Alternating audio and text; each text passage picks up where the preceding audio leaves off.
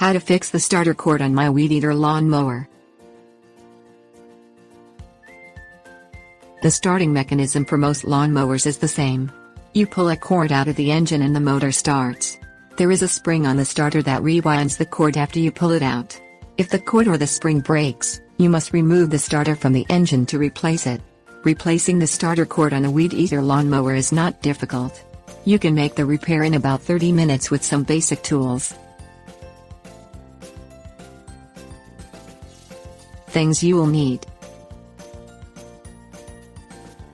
starter cord, Phillips screwdriver, wrench set. Remove the starter from the Weedeater lawn mower by loosening the bolts using a wrench. Pull the starter housing away from the engine and turn it over. Remove the old cord from the starter. Rewind the starter pulley on the spring.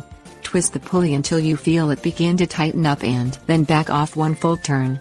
Do not over-tighten the pulley or the cord will not rewind properly.